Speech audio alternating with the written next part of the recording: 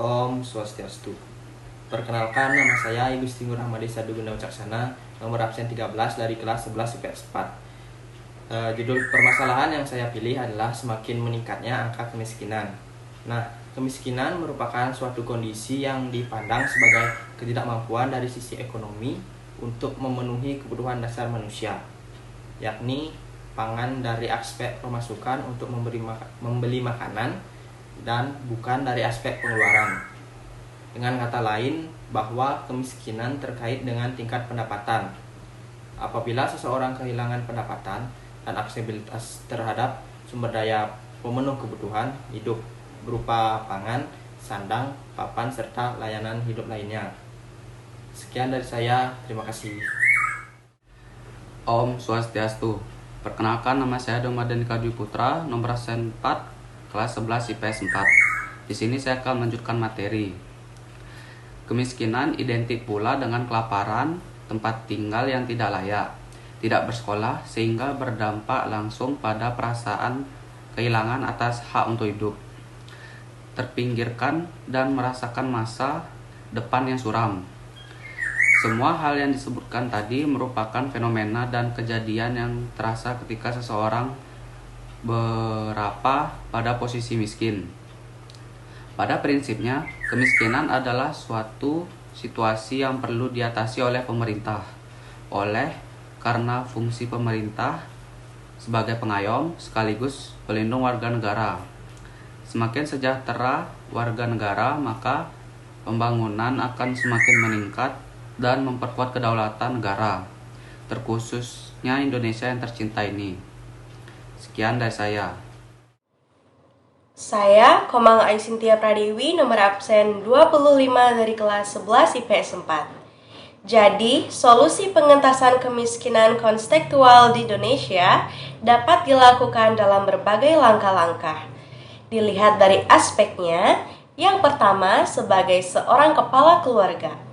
Seorang kepala keluarga dapat diberikan solusi berupa pelatihan dan pembimbingan terlebih dahulu.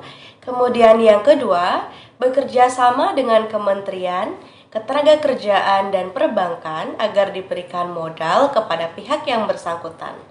Kemudian yang ketiga, jika modal sudah cair, maka akan diberikan bantuan berupa fisik usaha seperti perlengkapan alat, diberikan mesin jahit, rombong jualan, dan yang bukan berbentuk dana.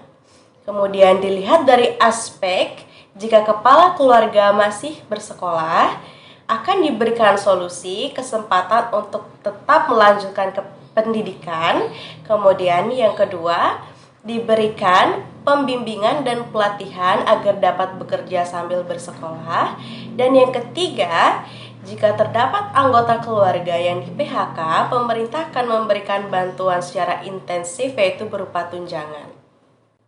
Baik, materi selanjutnya yaitu tentang lembaga yang berkaitan dengan kewirausahaan. Sebelumnya, perkenalkan, nama saya Dewi Putri Suarelate, nomor absen 20. Lembaga yang pertama yaitu Kementerian Koperasi dan juga UKM, di mana tugas dan fungsinya sudah diatur dalam Peraturan Presiden nomor 96 tahun 2020, yaitu untuk menyelenggarakan usaha di bidang koperasi dan juga UKM dalam usaha untuk membantu Presiden untuk menyelenggarakan pemerintahan negara. Yang kedua yaitu ada Sekretariat Kementerian, tugasnya itu di mana untuk menyelenggarakan koordinasi pelaksanaan tugas, pembinaan, dan pemberian dukungan administrasi untuk segala organisasi di bawah Kementerian Koperasi dan juga UKM. Yang ketiga ada Deputi Perkoperasian, di mana tugasnya itu untuk menyelenggarakan perumusan kebijakan serta koordinasi dan sinkronisasi dalam penyelenggaraan kebijakan di bidang perkoperasian. Selanjutnya ada deputi di bidang mikro, di mana tugasnya untuk menyelenggarakan perumusan kebijakan serta koordinasi dan sinkronisasi dalam menyelenggarakan kebijakan di bidang mikro. Kemudian ada deputi di bidang usaha kecil dan menengah, tugasnya yaitu menyelenggarakan perumusan kebijakan dan koordinasi dan sinkronisasi dalam menyelenggarakan kebijakan di bidang usaha kecil dan menengah. Yang keenam ada deputi di bidang kewirausahaan, tugasnya yaitu untuk menyelenggarakan perumusan kebijakan, serta koordinasi dan sinkronisasi dalam bidang penyelenggaraan kebijakan di bidang kewirausahaan. Dan yang terakhir yaitu ada lembaga inspektorat. Fungsinya yaitu menyelenggarakan pengawasan intern di lingkungan Kementerian Koperasi dan juga UKM. Baik, sekian materi lembaga yang dapat saya sampaikan, dan sekian juga presentasi dari kelompok kami. Apabila ada kesalahan kata dan tindakan yang sengaja maupun tidak, saya ucapkan mohon maaf sebesar-besarnya. Saya tutup dengan Paramasanti. Om Santi Santi Santi Om.